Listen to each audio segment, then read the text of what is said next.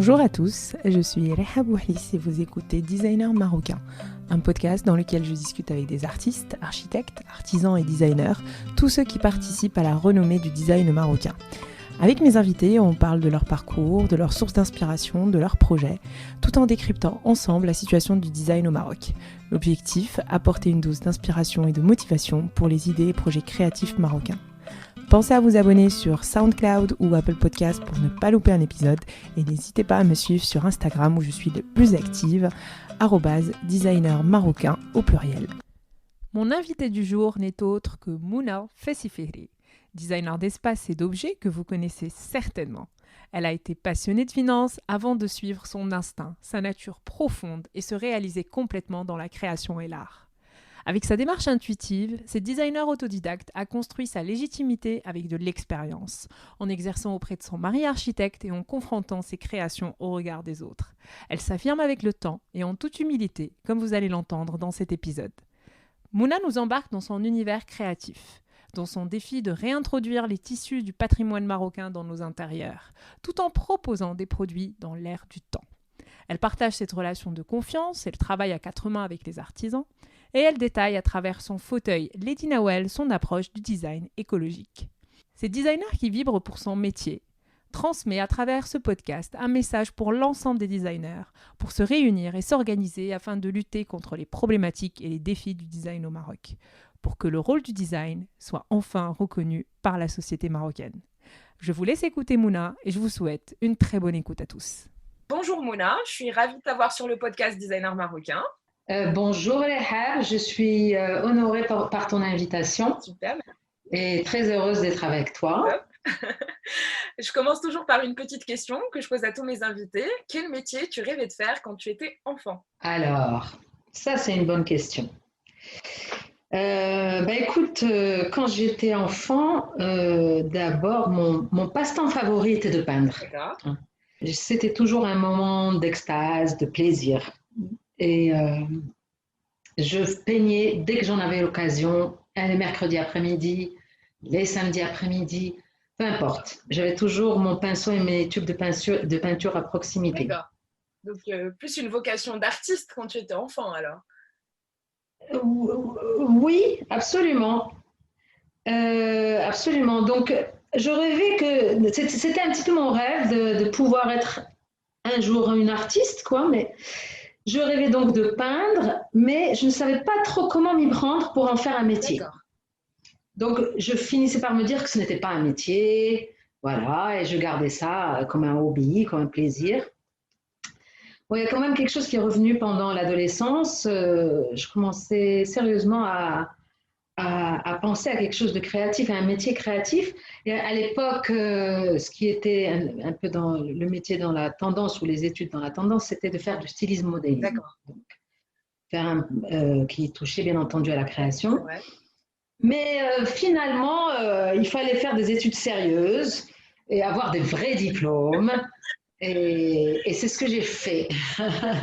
Ou du moins, voilà. C'est le sujet de est-ce qu'un métier créatif est un métier d'avenir? Et c'est vrai que sur plusieurs générations, et ça continue encore, beaucoup de parents n'encouragent absolument pas cette voie de créativité. Et du coup, justement, on va parler de ton parcours de finance, parce qu'aujourd'hui, tu es une designer d'espace et d'objets, mais tu as failli emprunter carrément une autre voie qui est complètement une voie de raison, de calcul et donc de finance.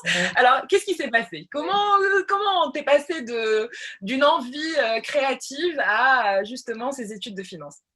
Écoute, donc comme je te disais, il fallait faire des études sérieuses. J'ai fait mes études de finance avec passion. Okay. Je n'ai pas été la dernière de la classe.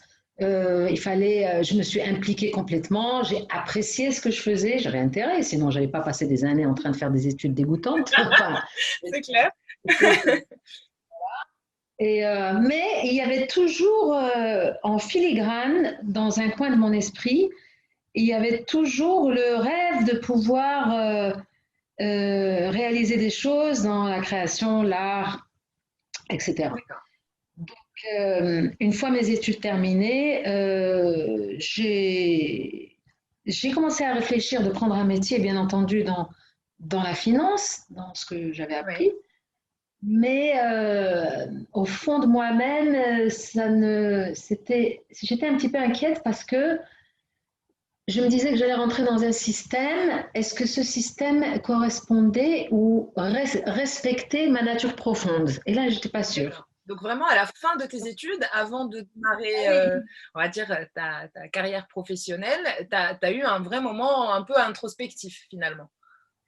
Absolument. Et j'ai pris mon temps pour réfléchir là-dessus. Et je me cachais un petit peu derrière ma vie de famille parce que, entre-temps, je m'étais mariée, j'avais eu un premier bébé. Donc, je me cachais un petit peu derrière ma responsabilité de maman, etc. Et pour prendre mon temps. De gagner du temps, de réflexion. Pour prendre mon temps pour réfléchir. Et un jour, j'ai réalisé que c'était impossible. Je ne pouvais pas rentrer dans ce système, que c'était trop rigide pour moi, que je ne pouvais pas être dans vraiment m'épanouir là-dedans ou être dans le respect de ce que j'étais profondément. Donc normalement, tu as grandi à Fès, tu as fait tes études en France et tu es rentrée, du coup, à ce moment-là, tu étais déjà installée à Tanger dans ta vie de couple, c'est ça? Et ton mari, il avait déjà un cabinet d'architecture, si je comprends bien. Absolument. Alors, comment, alors d'après tous les articles de presse sur toi, à toi de me le confirmer ou, ou le contraire, comment tu as du coup intégré le cabinet d'architecture de ton mari? En fait, c'est très intuitif tout ça. C'est une démarche qui est extrêmement intuitive et bien sûr autodidacte. Donc, après, quand je me suis installée à Tanger et que j'ai commencé à me passionner pour la création d'intérieur, pour le joli mobilier. Voilà, j'ai commencé à faire des recherches dans ce sens. J'ai commencé à m'intéresser réellement au design, et à vouloir maîtriser le sujet et aller de l'avant, en fait. Je voulais que ce soit concret, concrétiser des choses. Je suis quand même curieuse, je suis très curieuse de tout. Je n'ai jamais raté l'occasion d'en savoir plus, de me faire ma propre formation en regardant le travail, bien entendu, on commence par ça, hein, des designers connus qui ont sorti des pièces iconiques. Et ça, c'est déjà une étape un peu plus avancée. Hein. D'abord, on s'intéresse à la création, on s'intéresse à la création d'espace. Voilà, c'est progressif un petit peu dans l'esprit. On commence à faire de la création d'espace. J'ai eu des opportunités comme ça et là. Ça a commencé par chez moi, puis la maison de mes parents, puis j'étais un peu dans cette euphorie créative. Ils m'ont fait confiance. Et au fur et à mesure, la perception des choses s'affine. On cherche à préciser, on cherche à en savoir plus. On cherche à devenir plus précis. On cherche à comprendre ce que c'est que le grand design, les grands designers, comment ils ont procédé, qu'est-ce qu'ils ont sorti comme pièce qui est devenue iconique et qui reste des pièces iconiques à travers le temps. Ce sont des idées très fortes qui ont été inculquées dans ces créations. C'est pour ça qu'elles existent encore de nos jours et qu'elles sont encore reconnues comme le top du design, quoi. Bon, dans ce foisonnement d'idées et de choses, il fallait commencer à s'intéresser un petit peu à la technicité, à devenir plus précis, plus technique, plus technicien, pour ne pas raconter que des histoires, que des rêveries de designer. Hein. J'ai commencé de manière instinctive, encore une fois, en étant en contact avec le travail de mon mari, ses idées, les discussions, le partage par rapport à l'architecture. Je me suis approchée du cabinet et en fait, c'est là que j'ai appris la technicité, la précision dans les démarches de recherche. En fait, tout ce qui me manquait à l'autodidacte que je suis. Donc, c'est beaucoup de curiosité, d'intuitivité et finalement, la technicité est arrivée avec l'intégration du cabinet d'architecture de ton mari. Exactement, exactement. Alors là, ça a rendu les choses encore plus concrètes dans mon esprit et je pouvais exercer mon métier de manière, on va dire, académique, entre Oui. guillemets. Oui, oui. Je n'étais pas là en train de raconter n'importe quoi ou de vouloir m'improviser designer. Je n'avais pas cette légitimité au départ parce que je n'ai pas un diplôme. Un autodidacte, il se remet beaucoup en question. Comment tu t'es fait confiance en fait? Est-ce que ça s'est fait avec le temps, avec des clients qui t'ont fait confiance? Comment tu as construit, on va dire, cette confiance en toi de designer d'espace et d'objets alors qu'effectivement tu as fait, enfin, c'est une auto-formation que tu as faite dans ce domaine? Eh bien, c'est tout ça combiné. C'est le fait de s'intéresser, d'avoir d'avoir des connaissances sur le sujet, d'apprendre la technicité dans le cabinet d'architecture, de faire des petites expériences qui, avec le temps, deviennent des expériences plus importantes et de s'affirmer. On s'affirme au fur et à mesure. On s'affirme au fur et à mesure du temps qui passe, du vécu, des expériences qu'on a. Et le professionnalisme se construit en nous. Et un beau jour, on se dit, ouais, ben c'est ça. Je suis à ma place, je l'assume, je le fais et j'ai envie de continuer à le faire. Est-ce que tu te rappelles du moment où tu t'es vraiment dit, c'est bon, j'y suis, je peux me qualifier de designer? En fait, moi, j'ai toujours considéré que je faisais ce que j'avais à faire. C'est-à-dire imaginer des choses, raconter des histoires à travers mes créations. C'est ce qui me fait le plus plaisir et c'est ce que je fais de manière absolument naturelle. En fait, c'est dans le regard des autres, c'est dans le regard des autres qu'il y a une reconnaissance et c'est les autres qui te qualifient de ce que tu es. Hein. Je pense qu'il y a beaucoup d'humilité là-dedans, je la revendique parce que je n'ai aucune prétention que celle de faire ce que j'aime faire et de faire mon travail comme je le conçois. En fait, quand on est dans la création, bah, il faut s'exposer, il faut se mettre à nu. Il faut se faire du soie élastique, il faut prendre tous les risques, il faut se montrer. En fait, montrer ce qu'on fait, parce qu'on ne va pas réaliser des choses et les garder pour soi. On est obligé de les confronter au regard des autres, on est obligé de les confronter à un public de connaisseurs ou de profanes, de gens qui sont un peu plus... Et donc ça, c'est des gros risques qu'on prend. Mais on a besoin de ça pour s'affirmer. Oui, c'est clair. On a besoin de cette confrontation pour savoir ce qu'on vaut, finalement. Et justement, comment est-ce que le design d'espace et le design d'objets s'est fait simultanément ou justement, tu as démarré, comme tu disais, avec le design d'espace et ce n'est qu'après plusieurs années, on va dire, de pratique que tu t'es mis au design d'objets? Alors, en fait, on commence par le design d'espace. Ouais. Et en fait, j'ai commencé par ça. Je n'appelle pas ça décoration. J'appelle ça vraiment création d'espace parce qu'il y a beaucoup de recherche, il y a beaucoup il y a de la mise en scène, il y a le choix des styles, c'est très complexe. Hein. Tout à fait. Et puis, en fait, moi, dans ma création d'espace, j'ai toujours eu une démarche particulière. J'ai toujours dessiné du mobilier sur mesure pour les espaces. Parce que je trouvais que ça personnalise mieux l'espace. Ça lui donne une identité plus forte, une identité par rapport aux gens qui vont y habiter, qui vont exploiter cet espace. Donc, vraiment, on leur crée du mobilier qui leur convient, qui est dans leur style, dans leur mode de vie. Et on se fait plaisir aussi, parce qu'on fait des choses qui nous plaisent forcément aussi.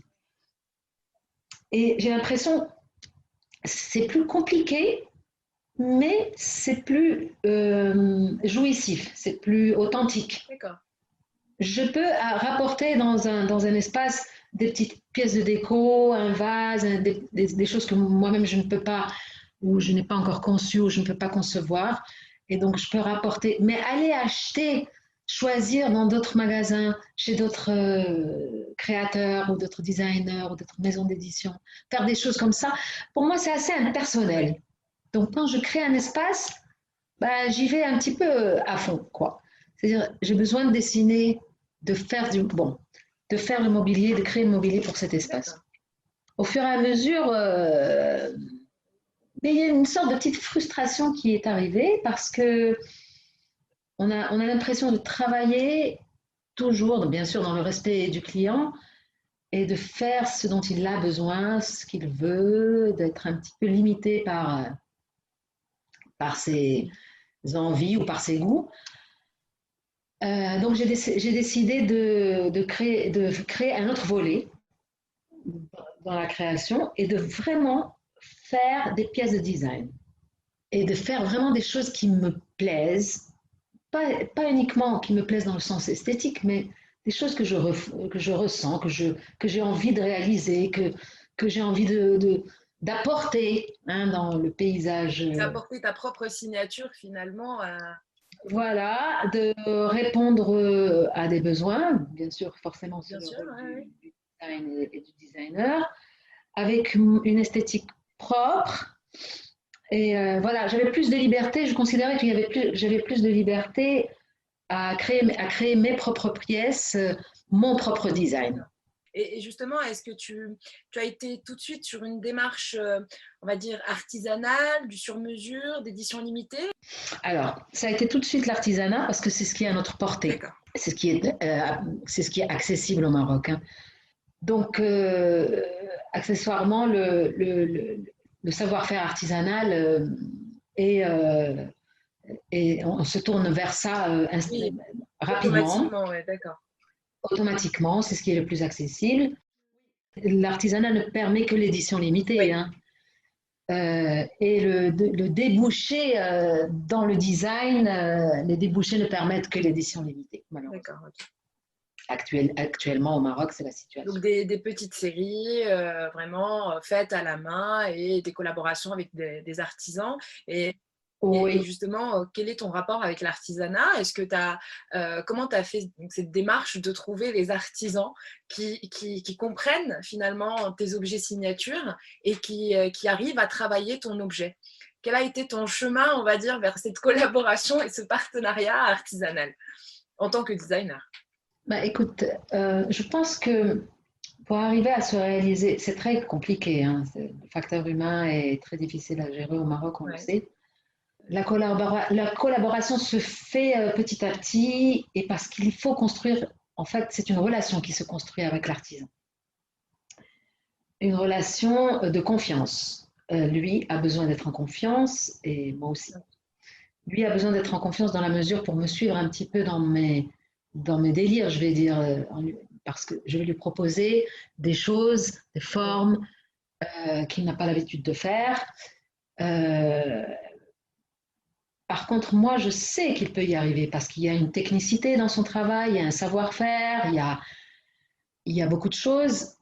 Je sais qu'il peut y arriver, il suffit simplement qu'il se laisse guider par moi. Enfin, simplement, entre guillemets. Donc, je vais me servir de ce savoir-faire, de cette technicité, de ce geste précis, de ce geste qui peut être ancestral. C'est très, très, très intéressant. Et je vais l'amener petit à petit, je vais amener le dialogue, je vais amener le partage et je vais lui inculquer la confiance en moi pour qu'il aille vers ce que je lui demande de faire. D'ailleurs, est-ce que tu travailles toujours avec les mêmes artisans ou Oui, bien sûr, parce qu'avec le temps, j'ai construit une véritable relation. Ton réseau de confiance. Mon réseau de confiance, j'ai besoin de ça. Ce n'est pas une confiance infaillible. Hein. C'est pas une confiance infaillible parce qu'il peut toujours être tenté de copier, de faire la même chose pour un autre client, de lui proposer des nouvelles idées. Oui, justement, et plus à un prix plus attractif, entre guillemets, parce que c'est de l'artisanat et il ne le place pas comme un objet de design et du coup qui a sa propre valeur financière. Absolument, il va valoriser juste son travail à lui. C'est ça. Dans son prix de vente et il n'a pas conscience de la valeur. De la valeur de l'idée, de ce qui a été fait en amont, pourquoi on en est là, pourquoi on fait cet objet. Exactement. Et est-ce que tu vas songer à te mettre à l'artisanat, à créer par tes propres mains? Et d'ailleurs, est-ce qu'un designer peut être artisan? Il peut l'être s'il fait le choix de le faire. Enfin, pour moi, c'est pas un artisan, c'est un artisan. Un designer est un conceveur d'idées, on va dire. Un artisan, c'est un technicien, c'est un qui est extrêmement, sa présence et son savoir-faire est extrêmement précieux pour le designer. Je veux dire, il y a une complémentarité entre les deux. Ce n'est pas le même métier. Je peux très bien le faire, mais je n'ai pas le temps pour ça. En fait, je veux dire, moi, j'ai besoin de penser à ce que j'ai besoin de réaliser, à ce que j'ai envie de réaliser. De penser, de concevoir, de réfléchir, de réaliser mes créations. Si je dois apprendre un métier dans l'artisanat, ça va me limiter parce que je vais passer mon temps à apprendre à réaliser une chose que je peux déléguer et utiliser mon temps à concevoir. C'est ça, c'est que c'est un temps qui est fait par un autre métier, bien sûr, et que si jamais un designer commence à éditer lui-même, on va dire avec ses propres mains, le produit qu'il conçoit, automatiquement, on est sur une démarche temps, créativité qui n'est pas du tout la même que quand tu consacres 100% de ton temps au design, en fait. De toutes les façons, quand on travaille avec un artisan, je ne fais pas des jolis dessins ou une projection en 3D avec des mesures précises. Tout ça, je le fais pour moi. Hein. C'est mon travail de mon côté. Mais quand je lui donne un travail, mais je le fais pratiquement avec lui. C'est un travail à 4 mains. Je travaille avec lui. Je contrôle ce qu'il fait tous les jours, plusieurs fois par jour. Je surveille son geste. Je sais exactement ce à quoi je vais arriver et je veux le pousser dans cette direction-là. Bien sûr qu'il m'arrive de mettre la main à la pâte dans une finition, forcément, dans une finition, dans une patine, dans un détail. Je le fais moi-même avec lui. Et voilà. Donc, je ne me considère pas comme quelqu'un qui ne sait pas se servir de ses mains. Puis, c'est éducatif, c'est solidaire économiquement, c'est plein de choses. Beaucoup de gens, justement, au Maroc, confondent en fait la partie, le créateur et le designer. Et du coup, j'aimerais bien que tu nous donnes justement ta propre définition du design. Donc, qu'est-ce qu'un designer pour toi? Écoute, c'est vrai qu'au Maroc actuellement, il y a beaucoup de créations. Il y a un foisonnement créatif incroyable qu'on retrouve beaucoup, par exemple, maintenant aussi la création des concept stores. C'est le nouveau concept qu'on voit un petit peu partout, qui se propage. Et dans ces concept stores, on montre donc toute cette créativité, toutes ces idées, toutes ces choses qui font la créativité marocaine en ce moment, on va dire. Donc, je dirais que la créativité est accessible. Ce qui l'est moins, hein, et ça c'est la démarche du designer, ce qui l'est moins, c'est cette recherche pour toucher un peu le fond de soi, en sortir le meilleur pour pouvoir toucher l'autre. Et je crois que la démarche du design ou du designer, c'est plutôt ça. C'est un peu plus que la créativité, mais c'est cette recherche, c'est cette profondeur, c'est cette envie d'apporter le meilleur, de sortir le meilleur et vraiment de percuter, d'être très percutant dans son idée et pour pouvoir toucher réellement les gens en apportant des objets avec une identité forte et qu'ils soient portés par une idée forte. Et justement, donc avec toutes ces années, aujourd'hui, comment tu définirais ton style? Quelles sont les valeurs et on va dire toute la philosophie que tu essayes de transmettre à travers les objets que tu crées? J'ai l'habitude de dire que je n'ai pas de style. C'est mes créations qui en ont. Parce que je n'ai pas de style parce que je ne veux pas m'enfermer dans une définition trop étroite du style. Donc, selon l'inspiration, hein, l'envie du moment, des fois pour répondre à un besoin ou pour répondre à une tendance. Hein. Donc, l'objet se dessine en imposant son style. De toutes les façons, pour toucher, je veux dire, un maximum de gens, les toucher émotionnellement parlant, hein, les approcher, il y a une variété de goûts hein, dans la nature. Voilà, pour m'approcher au maximum des autres, j'ai besoin de me donner cette liberté. On va parler justement d'un objet en particulier et j'aimerais bien que tu nous racontes un peu son histoire. Dans le cadre de la COP22, donc sur le stand d'Olmarcom qui exposait l'éco-design marocain, tu as présenté le Lady Nawel. Est-ce que tu peux nous parler justement de cet objet? Oui, c'était très intéressant d'abord de participer à cette exposition-là, d'approcher le design de manière écologique. Ouais. Et je pense que la tendance actuelle du design, il nous impose un petit peu le didacte du respect écologique. Oui, c'est vrai. Par rapport au contexte actuel aussi, avec la pandémie et tout ça.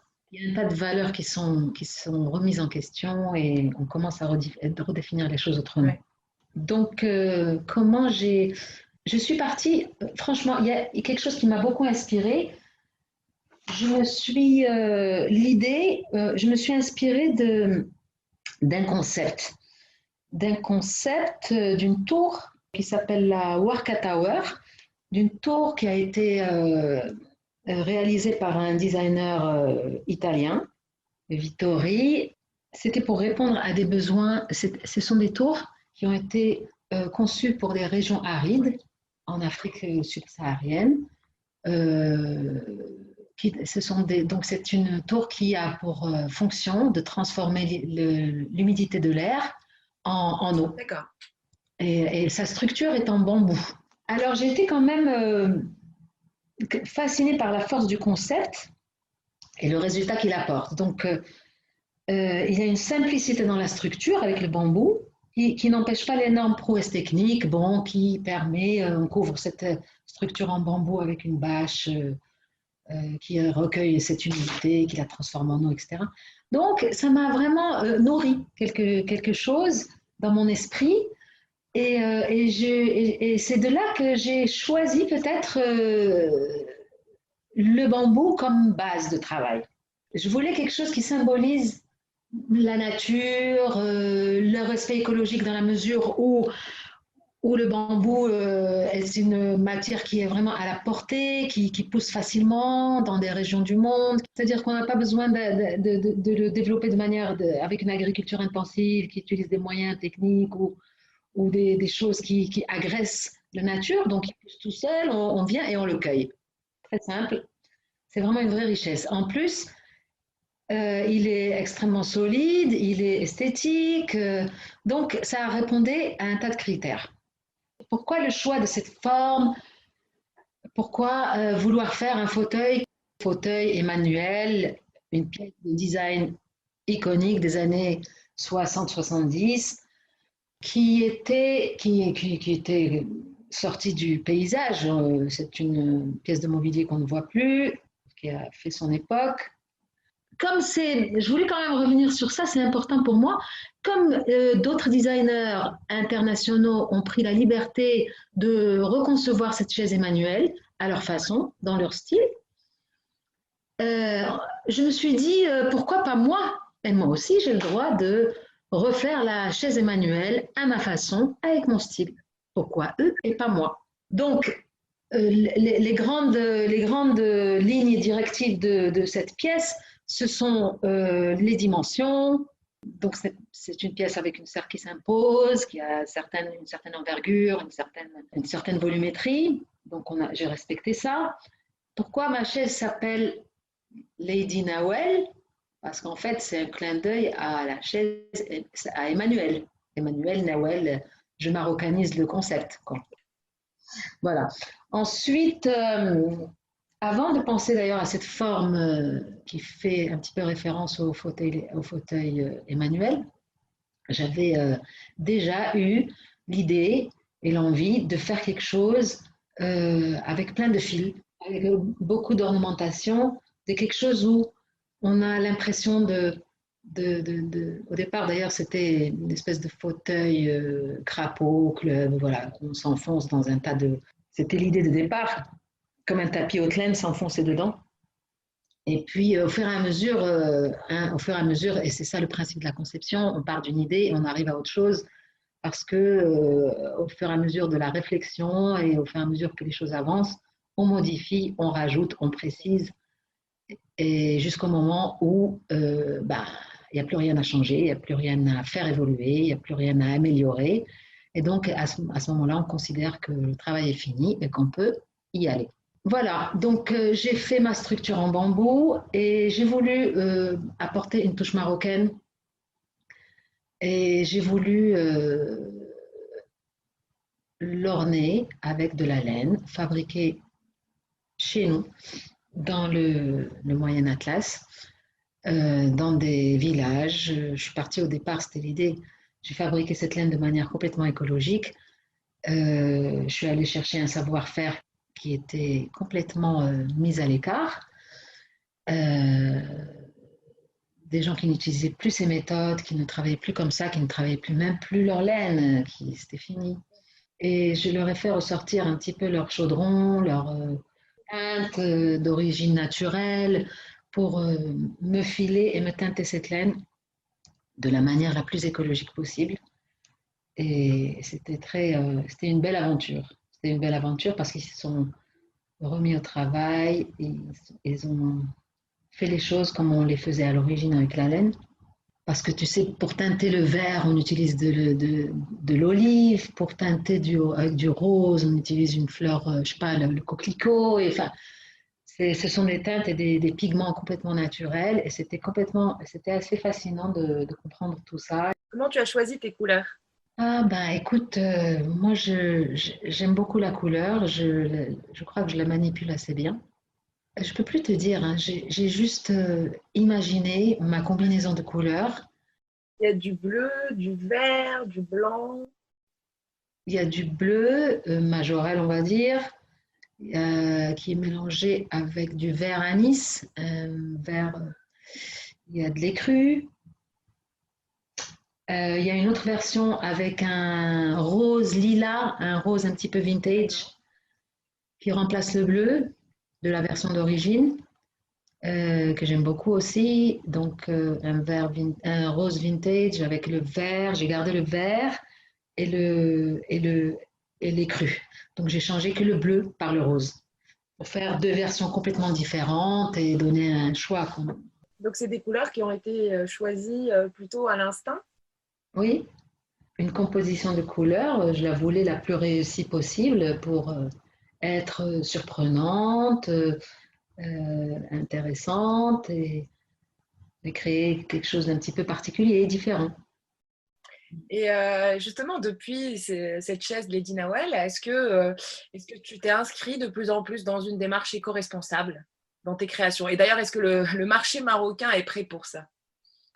Déjà, on devrait parler tout simplement de design par rapport au marché marocain. Est-ce qu'il y a un marché pour le design au Maroc? Non, il n'est pas encore, il n'existe pas. Bon, donc l'éco-design, c'est une préoccupation, on va dire, globale, c'est une préoccupation à l'international, hein, c'est une notion qu'on retrouve ailleurs et qu'on comprend, auquel on est sensible en tant que designer, mais chez nous, ce n'est pas encore une priorité. Bon, j'ai essayé de développer une gamme à partir de ce style de Lady Nawel. J'ai fait autre chose. Bon, j'ai sorti d'autres pièces, des petites pièces qui sont en train de faire leur chemin. Des choses plus accessibles, des objets plus petits comme des coussins ou des miroirs. Les miroirs au symbole amazigh, je crois il y a aussi de la laine dessus, c'est ça? Oui, oui, parce que la structure est en bambou, c'est un peu la même démarche de fabrication. D'accord. Euh, j'ai réutilisé la laine parce que bon, parce que je trouve ça, que j'avais envie de retravailler avec. C'est un mobilier qui peut aller en in ou en outdoor. Ouais, Donc, donc c'est pour ça que bon, j'ai voulu créer une petite gamme comme ça pour diversifier. parlant de tous les objets que tu as créés, donc, pour en citer quelques-uns, il y a la Below Table, les coussins Ice Cream, le Lady Noel Oui. dont on vient de parler, il y a eu des chaises hautes et des petites assises en brocart de fesses et velours, le fauteuil ellipse, l'étagère vibration et les fameux miroirs dont on vient de parler aussi au symbole amazigh. S'il fallait retenir qu'un objet parmi toute cette création, ce serait lequel? Est-ce que tu es quand même plus sensible à un de tes objets? Ben, je suis sensible à tous mes objets. Est-ce qu'il y a un favori? Non, il n'y a pas de favori parce que chacun a son histoire, chacun raconte quelque chose, je les aime tous forcément. Mais je peux dire que je vais quand même citer le tabouret Colors, que j'appelle Colors, c'est celui avec le petit macaron dessus en brocart de Fès, parce que c'est de là que l'aventure a démarré. D'accord. C'est le premier objet signature. Voilà. J'avais décidé de remettre au goût du jour à l'époque. On n'en entendait plus parler de ces tissus, ces brocarts de Fès qui sont travaillés dans des vieux métiers à tisser actuellement et qui étaient complètement tombés en désuétude. On ne les utilisait plus dans la déco, c'était fini. Ça existait chez nos grands-parents et on n'utilisait plus ces tissus-là. Alors que ça fait partie de notre patrimoine, ça fait partie de notre style. Et j'avais envie, ça me tenait à cœur, j'avais envie de ramener, ça n'existait pas, parce que franchement, il y a 10 ans, on ne regardait pas du tout ces tissus. Hein. Donc j'avais envie de ramener ces tissus dans le paysage visuel marocain, dans les intérieurs marocains, tout en respectant les styles, le nouveau style dans lequel le style contemporain et actuel, tout en respectant cela, j'avais envie de réintroduire en petites touches ces choses de notre terroir, de notre patrimoine, de réintroduire chez nous au Maroc et qu'on arrête d'être uniquement tourné sur le design qui vient d'extérieur, le design européen, et on oublie complètement notre identité dans nos intérieurs. Donc j'ai rapporté ce tissu en petites touches sur une toute petite pièce de déco qui est un tabouret que j'ai conçu avec des lignes très épurées, très, très modernes pour que ça attire, on va dire les jeunes, on va dire les nouveaux intérieurs, on va dire la contemporanéité doit exister dans cet objet pour qu'il soit accepté et on met cette petite touche qui nous tient à cœur dessus de ce brocart centenaire et c'est très bien passé. C'est très bien passé, ça a été très bien reçu. Et puis par la suite, c'est devenu naturel. Et ça a été ça mon cheval de bataille. Et je suis arrivée parce que ça a sensibilisé d'autres créateurs qui ont réutilisé ces tissus pour faire un tas de choses. Et maintenant, ce n'est plus une denrée ou un truc un petit peu étrange ou rare. Étrange, voilà. Et, quel est on va dire, le profil type du client qui achète les objets Mouna Fessiferi? Est-ce que tu as plutôt une clientèle nationale, une clientèle internationale, les deux?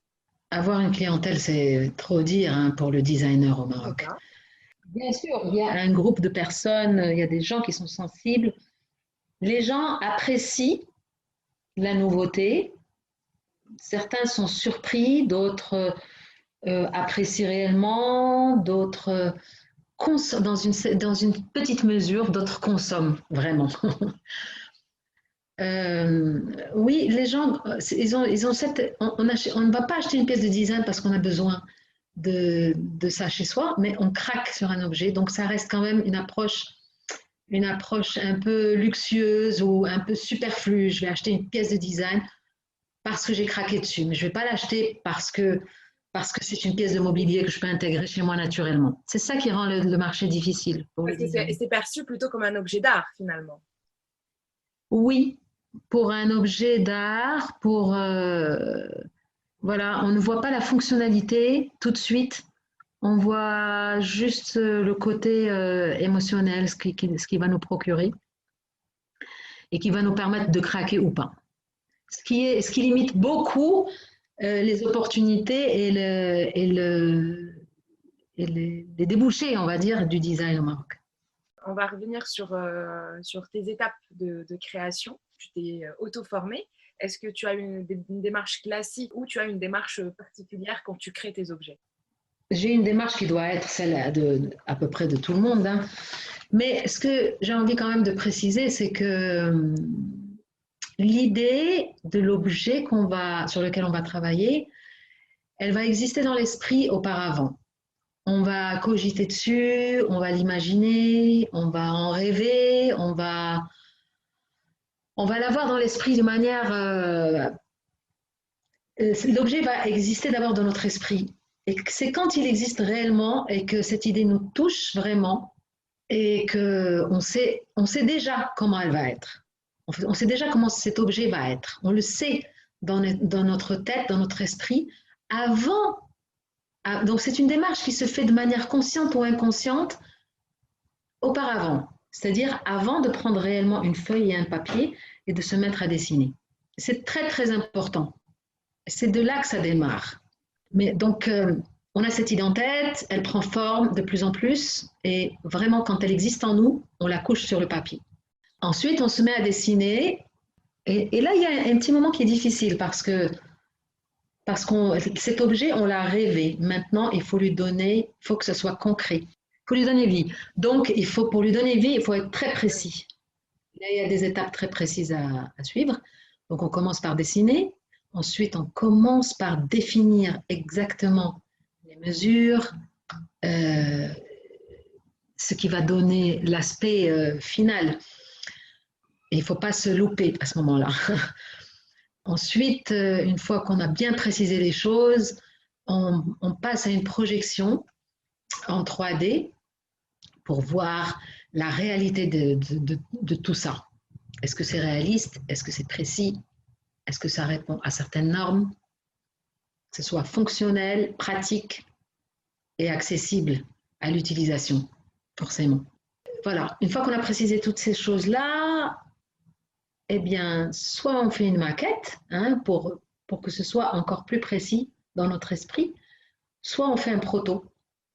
Et là, on continue à corriger. Dans tout ce processus, on continue à corriger, à préciser, à améliorer. Voilà, et une fois que tout ça est mis en place, on n'a plus rien à préciser, on estime que c'est parfait, entre guillemets, donc il n'y a plus rien à rajouter, on produit. Est-ce qu'il y a une étape que tu préfères dans toute cette démarche?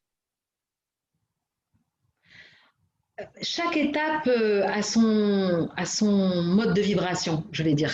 Ça apporte une jouissance particulière.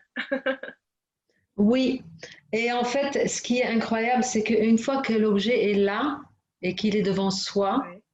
et qu'on en a plein les yeux, en fait, et qu'on est très heureux d'avoir cet objet en face de soi. Et ben l'adrénaline et la pression retombent, paf, c'est fini, on a terminé, il n'y a plus rien à faire, l'objet il existe. Maintenant, il va exister à travers lui-même, c'est-à-dire qu'il va raconter son histoire, il va faire son parcours, on va essayer de le montrer pour le confronter au regard des gens. Mais ça y est, on n'a plus rien à faire avec l'objet en fait. On est déjà passé à autre chose. Et ça, c'est un moment de rupture. C'est un moment de rupture qui est assez émouvant, je dirais. C'est comme la fin d'une histoire au final. Exactement. C'est la fin d'une histoire et allez hop, il faut vite passer à autre chose parce que sinon c'est un moment de rupture, voilà, il faut passer à autre chose. Et comment tu nourris ta créativité? La créativité se nourrit à travers un tas de choses. D'abord, j'aime bien dire que je regarde le travail des autres designers, des autres artistes. C'est très important de comprendre la démarche créative des artistes qui nous fascinent, hein, comme ces grands designers dont on parlait tout à l'heure. Et en fait, la démarche créative d'un artiste nourrit la nôtre inconsciemment. On se nourrit avec ça.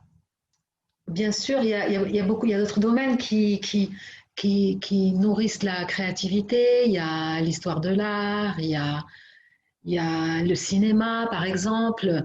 Le cinéma, je pense qu'il y a c'est étonnant. Il y a beaucoup de promiscuité entre le design et le cinéma. Quand je pense un petit peu à la vie d'un des grands designers, ou de couple de designers, Ames, Charles et André Ames, qui ont travaillé pour le cinéma. Les pièces iconiques du design font référence au cinéma. Parce que les pièces iconiques, le design actuellement, la tendance du design, c'est le style un petit peu des années 30, l'art déco, le style des années 50, des années 60. Et souvent, on fait référence à des icônes de cinéma pour présenter un objet design, dans le design d'espace actuel, dans la tendance actuelle, on va dire à travers le monde. Hein. C'est-à-dire qu'en fait, le meuble raconte une légende, de par le style qui est adopté actuellement, qui est le style des années 30, des années 50, les références à toutes ces choses, au style art déco et tout ça, ça revient en force dans la création d'espace, le design d'intérieur. Et est-ce que tu as des matériaux de prédilection? Écoute, en fait, lorsqu'on finit de la réalisation d'une création, d'un produit, il est intéressant de se lancer des nouveaux défis toujours en cherchant à maîtriser d'autres matières, justement des matières qu'on ne connaît pas, des matières avec lesquelles on n'a jamais travaillé. Découvrir donc la possibilité de travailler avec d'autres matériaux, ce qui implique la maîtrise d'une certaine technicité pour manipuler un matériau qu'on ne connaît pas, ou qu'on va apprendre à connaître, et aussi de s'adapter à lui pour en faire quelque chose. Bon, ça c'est une démarche qui est très intéressante, mais si je dois répondre à cette question de manière précise et académique, je veux dire, et directe, oui, je peux avoir un matériau de prédilection comme le bois, parce que le bois est une matière qui est très intéressante, c'est une matière chaude, c'est une matière vivante, c'est une matière qui est extrêmement malléable, on peut en faire ce qu'on veut, c'est très facile finalement. Et puis qui offre un tas de styles à travers toutes ces essences variées. On peut concevoir tout avec du bois. Mais le défi dans la création, c'est quand même d'aller prospecter ailleurs et surtout d'aller vers des choses qu'on ne connaît pas, qu'on ne maîtrise pas, et de se familiariser avec, de s'approprier le matériau et d'essayer d'en faire quelque chose. C'est ça le défi. Et je pense qu'on a besoin de défis pour avancer, pour se dépasser, pour vraiment aller au plus profond de soi. Ouais, c'est clair. Et comment tu as vécu cette année très particulière, cette année de pandémie, de confinement, parfois répétitif? Est-ce que ça a été plutôt une période créative ou une période de page blanche? Eh bien, écoute, je pense que pour l'humanité entière, ça a été une phase d'introspection. Ça a été un moment où on avait le temps de réfléchir finalement à soi, à ce qu'on a envie de faire, au sort du monde, aux limites que cette situation nous impose, aux remises en question. L'humanité a été remise en question par tout ça. Et donc forcément, un petit peu, le design s'orientera, et la création s'orientera forcément vers un mode de production et un choix de matériaux qui est beaucoup plus respectueux de la planète, des objets plus durables, des modes de fabrication plus respectueux. C'est-à-dire que ça va être une dimension qui va forcément prendre beaucoup d'ampleur. En fait, dans ce processus-là, moi je trouve qu'on va naturellement revenir vers les valeurs sûres, vers les valeurs ancestrales, vers les méthodes de production artisanale. Hein? On va revenir spontanément, instinctivement et naturellement. Oui. C'est le besoin du moment. On va arrêter de fabriquer à tout va, de faire fonctionner l'industrie, de polluer les airs, de polluer la planète. Je pense que tout ça va se réorganiser autrement.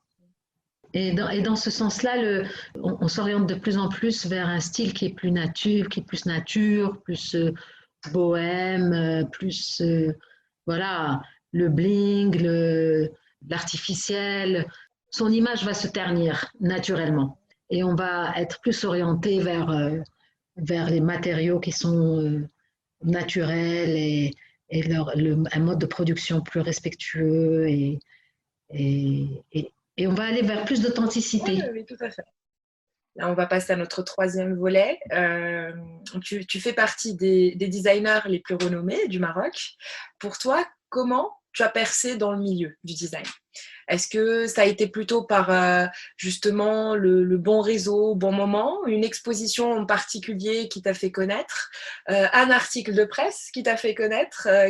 D'abord, j'ai commencé par faire mon travail et réaliser ma passion.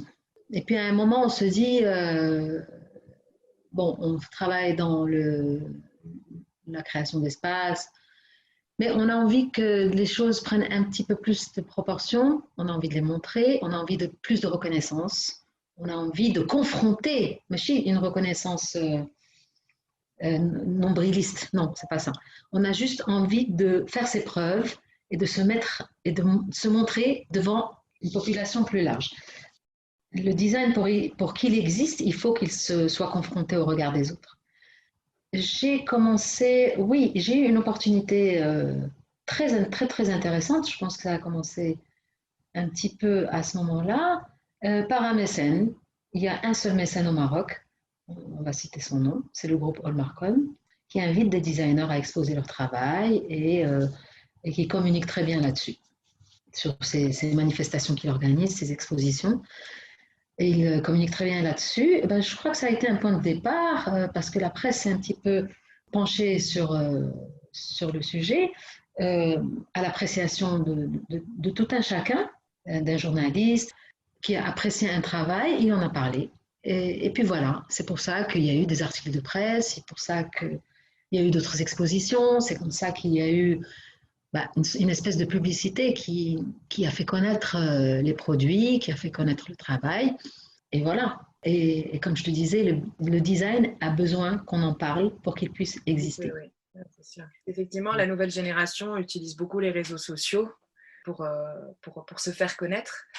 Mais c'est vrai que, notamment ta génération de designers, ça a été beaucoup par une présence physique, hein, des expositions, des opportunités qui ont déclenché justement la publicité et une certaine renommée déjà au niveau du marché local, on va dire. Mais parce qu'il y a quelque chose de concret quand même dans tout ce qui est physique. Oui, non, c'est clair. Sur les réseaux sociaux, on peut raconter ce qu'on veut. On peut dire des choses vraies, des choses moins vraies, on peut s'inventer une vie, on le sait. Bon, les réseaux sociaux, c'est très important, mais, bien entendu, mais je pense qu'il n'y a pas que ça. Il faut faire ses preuves sur le terrain. Il faut pour vraiment créer une confiance par rapport à son travail, il faut la faire de manière physique d'abord, hein, et montrer des choses concrètement. Voilà, qu'est-ce que je vaux concrètement. Maintenant, après, les réseaux sociaux m'accompagnent, bien entendu. Enfin, ce n'est pas une chose que je manipule aisément. Mais bon. Aujourd'hui, c'est vrai qu'on ne peut pas faire abstraction de tous ces réseaux. Par contre, il est nécessaire et surtout, il est indispensable, effectivement, comme tu le dis, pour que cette jeunesse, ces talents de designers, au-delà de leur page Instagram ou Facebook, d'aller chercher effectivement une présence physique pour se confronter aux autres. Mais oui, c'est important d'exister en dehors des réseaux sociaux, de faire ses preuves et de montrer son travail et de montrer son savoir-faire et voilà, pour avoir la reconnaissance qu'on mérite. Ouais. Et justement, alors comment se porte pour toi le secteur du design au Maroc? Quelles sont les principales problématiques du métier de designer marocain aujourd'hui? Écoute, le design est une notion encore très fictive dans l'esprit des gens. Au Maroc, c'est un domaine de création, de créativité et d'expression qui est absolument embryonnaire. On ne connaît pas encore assez l'importance du design, ce qu'il peut apporter à une société en termes économiques, en termes d'avantages sociaux, en politique, même en termes de communication. Le design est un domaine qui n'est pas encore exploité du tout au Maroc, qui n'est pas reconnu, une profession qui n'est pas organisée, malheureusement, qui n'a pas de cadre juridique, qui n'a pas d'organisation, qui n'existe pas réellement dans les textes et dans les choses qui devraient la régir. Donc, c'est une profession qui gagnerait à s'organiser davantage à travers des associations, à travers des groupes de discussion qui pourraient apporter à cette profession à se structurer et à exister concrètement dans un schéma économique. Chacun d'entre vous travaille de son côté, mais il n'y a pas aujourd'hui, comme pour les architectes, un ordre de designers marocains. Exactement. Donc, tant qu'on n'a pas ça, tant qu'on n'a pas des textes qui régissent la profession, on ne lui donne pas la légitimité d'exister, on ne lui donne pas la légitimité d'exister, de faire son travail, quoi, qui est un travail très important. Le design, c'est ce qui fait évoluer une société. Le design, c'est ce qui crée l'avenir. C'est ce qui fait aller de l'avant une société, en faisant évoluer ses idées, en faisant évoluer son mode de vie, en faisant évoluer son style. C'est comme ça qu'une société évolue. C'est à travers une réflexion, à travers une création, à travers une création de nouvelles technicités, des créations de nouvelles formes. C'est ça qui fait évoluer une société. Et on n'en est pas là. On n'en est pas là du tout au Maroc. Le design au Maroc n'a même pas une clientèle définie. Des gens qui ont la possibilité, qui ont un pouvoir d'achat, qui ont du style, on va dire, qui sont sensibles, qui ont une fibre artistique, qui ont une fibre qui pourrait être des clients potentiels pour le design au Maroc, la majorité du temps, c'est une clientèle qui se tourne vers la création à l'international. Tout à fait. Et quand bien même elle pourrait trouver l'équivalent au Maroc pour répondre à un besoin, pour décorer un espace, voilà. Donc, pour devenir un secteur stratégique au Maroc, le design doit s'organiser. Tous les designers doivent se regrouper, mettre en place un ordre. Une fédération de designers qui fait entendre sa voix. Mais c'est un travail qui doit venir de l'intérieur de la profession. S'il y a une profession de designer, il y en a, oui, qui existe au Maroc. Oui, c'est clair. Mais je pense que pour toi, par exemple, est-ce que ce n'est pas le fait qu'on manquait justement d'un développement industriel, donc de l'industrialisation, parce que le design, c'est surtout de la production de masse, normalement dans sa définition, on va dire, propre. Est-ce que c'est pas le fait qu'on soit issu, on va dire, d'un système artisanal et qu'on n'ait jamais poussé jusqu'à l'industrialisation du design, c'est ce qui fait qu'aujourd'hui, on est un peu... ce secteur-là est un peu pénalisé, mis de côté. C'est un petit peu, c'est un système de vase communicant. Si le design avait une existence officielle connue et reconnue, je pense qu'il pousserait plus facilement les portes de l'industriel, de la production industrielle. Les industriels n'ont aucune conscience de ce qu'ils peuvent faire avec, ou vraiment à une ou deux exceptions près. L'industrie au Maroc ne s'intéresse pas du tout au design. Or, l'avenir de l'industrie se trouverait peut-être dans le design, peut-être dans les nouvelles idées. Pour trouver d'autres champs d'investigation, il faut d'autres idées. Et les idées viennent par le design. Voilà. Et un autre défi aussi, c'est le fameux plagiat. On en a parlé un petit peu tout à l'heure avec l'artisanat. Mais aujourd'hui, vu que le design n'est pas reconnu, donc on ne peut même pas parler de protéger ses créations, finalement. Bon, il y a officiellement un organisme qui s'appelle l'OMPIC. Oui, le plagiat existe, je pense, de manière instinctive et naturelle. Il n'est même pas défini comme du plagiat, tu vois. Il ne se définit même pas comme quelque chose, une démarche condamnable. Tout le monde, comme on disait tout à l'heure aussi, du fait qu'il y a ce foisonnement de créativité au Maroc, il y a beaucoup de gens qui s'inspirent de grandes idées de d'autres personnes. Et puis c'est presque naturel, c'est naturel de s'inspirer, de reprendre une idée. On ne peut pas combattre un phénomène psychologique, je dirais, ou qui se fait de manière spontanée et complètement naturelle. À la limite, on se console en se disant, bon, ben, si je me fais copier ou si on a refait la même chose que moi, ben, c'est que mon travail vaut quelque chose. Bon, mon idée a eu son cheminement de vie, a été percutante à un moment et elle est reprise. Tant pis. Tant pis, c'est comme ça. C'est le sort un petit peu de la création. Et on s'en accommode comme ça. Ce qui console un petit peu, bon, ben justement, c'est le fait de publier un petit peu ses créations, d'en parler et voilà, qu'il y ait un maximum de gens qui sachent que cette idée est venue à l'origine de tel objet, de tel designer. Donc après, si on veut la reprendre, ben, on ne peut pas les en empêcher. Est-ce que tu as des projets à venir que tu aimerais partager avec nous? Oui, des projets, il y en a toujours. C'est ce qui nous aide à avancer chaque jour. C'est d'avoir des projets, c'est de chercher à les réaliser, c'est de relever des nouveaux défis, c'est de penser à des nouvelles choses. Bon, est-ce que j'ai envie de partager au stade où j'en suis maintenant avec les conditions qui ne nous permettent pas trop d'être productifs, d'être dans la réalisation, on va dire? Bah, je ne vais rien citer de particulier pour l'instant. Oui, oui, je comprends. Donc, c'est plutôt à suivre. À suivre. À suivre, il y a des choses, bien sûr. Ok, très bien. On va passer à des questions du tac au tac. C'est des questions rapides. La première, j'aimerais connaître ton coup de cœur esthétique, un lieu ou une œuvre qui t'a marqué. Oui, il y a un lieu qui m'a extrêmement passionnée quand je l'ai visité, qui m'a extrêmement émue même, qui m'a surpris au plus haut point, où j'ai découvert le génie humain de concevoir et de concevoir dans une précision extrême une œuvre grandiose et fascinante. Ouais. Ben, je citerai la Sagrada Familia à Barcelone, la basilique de la Sagrada Familia. C'est un édifice classique, c'est une.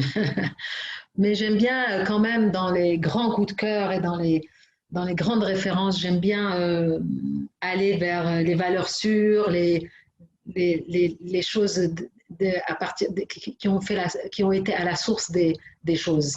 Je citerai aussi, par exemple, j'aurais envie de citer une œuvre de Léonard de Vinci, La Seine, hein, ce grand tableau que tout le monde connaît, je crois, et qui est absolument fascinant de par ses proportions et la précision et les détails qui sont évoqués. C'est un tableau qui fait à peu près 4 mètres sur 8 et pendant lequel on peut rester, en tous les cas pour moi, ça m'a pris peut-être 1 heure. C'était scotché le jour où j'ai eu la chance et l'opportunité de regarder ce tableau. Je suis restée 1 heure jusqu'à ce que quelqu'un vienne me dire, bon, ben, ça suffit, on passe à autre chose, on y va. Pour toute la magie qui opère quand tu regardes ce tableau, il y a une magie, il y a une légende, il y a des mystères qui sont évoqués, il y a des détails esthétiques et artistiques qui sont impressionnants. Voilà. Tu as une adresse à Tanger où tu aimes flâner, passer du temps, où justement où tu te sens bien. Bah écoute, Tanger est une ville pleine de charme. Et il y a plusieurs endroits à découvrir, plusieurs endroits où j'aime aller, où j'aime déjeuner par exemple, où j'aime me poser pour un café et même travailler des fois. Je crois que je vais citer le Palais des Institutions italiennes, qui est une œuvre architecturale prodigieuse, magnifique, qui est d'abord le Palais Moulay Hafid avant de devenir le Palais des Institutions italiennes. Et c'est un endroit quand même mythique à Tanger qui a été réouvert et restauré dans une certaine mesure et tout ça, pour accueillir des événements culturels comme le Salon du Livre, comme le Festival de Jazz, comme des événements culturels. Il a été réouvert pour des événements culturels et c'est un endroit absolument magnifique. On adore aller, on adore se retrouver là. On ressent un petit peu l'âme de Tanger en étant dans cet endroit. Et même qu'en ce moment, il est pris d'assaut pour les événements privés comme les mariages. J'agis dans cet endroit et à chaque fois que j'ai l'occasion d'y aller, je le fais avec plaisir. Est-ce que tu peux nous citer un livre de chevet? Un livre, oui, encore un classique, encore un énorme coup de cœur, encore une pépite, hein, on va appeler ça une pépite littéraire, 24 heures de la vie d'une femme, de Stefan Zweig. C'est un livre que j'ai découvert il y a très longtemps et que je redécouvre avec plaisir quand les années passent. Il me surprend tout autant et j'adore le lire et le relire à différentes époques de ma vie. Une chanson. Écoute, je dirais que je suis touchée par la voix de Sia, sa puissance, son style. Donc je dirais pas une chanson, mais je dirais Une chanteuse. une artiste qui me bouleverse assez. Et est-ce que tu crées plutôt en musique? Ah oui, absolument. J'ai besoin du langage musical, j'ai besoin de la présence de la musique, j'ai besoin de la douceur de la musique qui m'accompagne et qui est un soutien émotionnel. Hein. Un film? Alors écoute, j'aime les dinosaures du cinéma américain. D'accord. Moi, je suis cinéphile, j'essaie de voir des films autant que je peux, mais je reste touchée par Taxi Driver, par exemple, qui est un film absolument génial et il a eu une palme d'or au milieu des années 70 et il y a du génie dans tout, dans ce film, dans l'acting, dans le scénario, dans la réalisation. Il y a beaucoup de génie. Mais j'ai envie d'en rajouter un autre. Gatsby le Magnifique. Bon, pour la simple raison que les décors sont fantastiques. Il rend hommage au style art déco, au style des années folles, en fait au style qui est la tendance actuelle dans la création d'intérieur et la décoration actuelle. Il y a une actualité dans ce film qui est très forte par rapport au style actuel. Un objet de design marocain? Je dirais la théière. Est-ce que tu es plus thé ou café d'ailleurs? Ah, je suis les deux.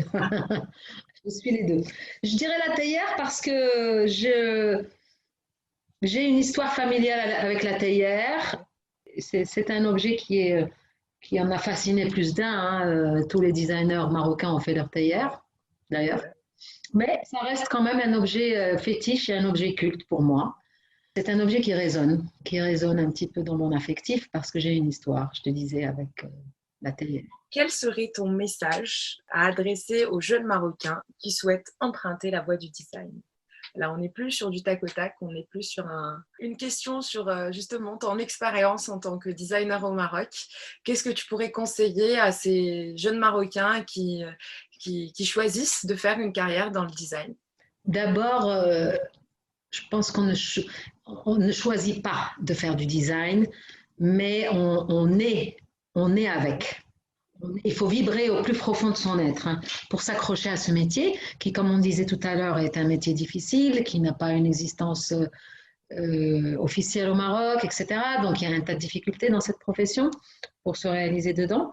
Donc, il faut être extrêmement passionné et se laisser porter par cette passion pour pouvoir se réaliser. Être combatif aussi pour trouver le moyen de transcender les difficultés qui, à la fin, il ne faut pas les appeler difficultés. Il faut les appeler étapes. C'est de simples étapes qu'on a besoin de traverser pour évoluer vers ce qu'on a envie de faire et de se réaliser dans cette passion. Parce que si on parle trop de difficultés, on va se retrouver scotché par terre. Donc, il y a des étapes à traverser pour avancer. Il faut s'accrocher, il faut être très optimiste, mais il faut toujours trouver le moyen Et je pense que pour trouver le moyen, il faut être très passionné. Alors, on peut être formé dans le design, on peut aller dans les grandes écoles, enfin dans les écoles de design, on va apprendre les règles, on va apprendre les règles du métier, on va apprendre les différentes démarches, etc. La connaissance académique, c'est important parce que c'est le savoir-faire du designer, mais à côté de ça, il faut en vouloir, il faut pas baisser les bras, jamais. Si on a besoin de suivre cette passion, il faut pas s'arrêter aux premières difficultés. Où est-ce qu'on peut te suivre? Est-ce que tu as un forum qu'on peut visiter? Est-ce que justement tu as une page Instagram que je citerai à la fin? Mais voilà, si tu as des moyens, on va dire physiques ou virtuels pour suivre ton parcours, ta créativité, tes objets. Bah, écoute, actuellement les réseaux sociaux, voilà, c'est ce qui nous permet de montrer un petit peu. Bon, j'ai une page Instagram, effectivement. Je viens d'en créer une deuxième, mais qui n'est pas encore sur laquelle je ne suis pas encore très active, et qui est Code Bar Studio, qui est donc plus précise, qui montre plus les créations, mais je ne suis pas encore au point pour l'animer. Je le fais de temps en temps, mais ce n'est pas encore ça. J'ai ma page perso, dans laquelle je mêle un petit peu ma sensibilité et mes créations et mon actualité. Bon, c'est un petit peu comme ça que je me sers des réseaux sociaux. J'ai une page Facebook, oui, que j'alimente à l'occasion. D'accord, pas de showroom. Absolument. Code Bar Studio, c'est notre atelier d'architecture et de design. C'est un espace dans lequel on expose les œuvres. Okay. On fait notre travail de création d'intérieur et dans lequel nous exposons les travaux, les dernières créations. Donc, absolument, bien sûr, si les gens qui sont intéressés par nos produits nous contactent directement, nous visitent à Code Bar Studio. Et à qui tu aimerais passer le relais sur ce podcast? Qui tu aimerais écouter, connaître un petit peu plus son parcours? Écoute, moi j'ai de la sympathie pour les designers marocains en général parce qu'ils ont du mérite, tous. Je trouve qu'ils ont du mérite d'aller dans leur passion et d'être combatifs et de faire de leur idéal leur métier. Bon, je vais citer, je serais curieuse d'entendre Amina Exnay. D'accord, ok, très bien, très bien. Je vais voir ce que je peux faire. En tout cas, merci beaucoup, Mouna. Tu as répondu à toutes mes questions. C'était un super échange, très riche, très passionné, comme notre dernier échange téléphonique. On peut parler des heures avec Mouna, ça c'est sûr. Il y a tellement, tellement de choses à savoir sur le parcours, sur le design et justement sur toute cette vibration qui vous fait créer finalement tous les jours et ce malgré les défis que vit un designer aujourd'hui au Maroc. Donc merci pour cette passion, merci de continuer à faire ce que tu fais. Merci à toi, c'était un plaisir de partager avec toi et voilà, et de raconter un petit peu tout ce qu'on a sur le cœur par rapport à ce métier et à cette passion. Et tu nous en donnes l'opportunité. Merci beaucoup. Avec plaisir. Merci d'avoir suivi cette interview jusqu'au bout. Vous retrouverez toutes les notes de cet échange avec les références dans la description de l'épisode. Si le podcast vous plaît, n'hésitez pas à le noter sur votre plateforme d'écoute. C'est ce qui m'aide à bien le référencer et à le faire connaître. Parlez-en à votre réseau. Si vous avez des personnes à me recommander, je suis à l'écoute et ça me fera énormément plaisir. Vous pouvez également échanger avec moi sur le compte Instagram @designermarocain au pluriel. D'ici là, rendez-vous au prochain épisode.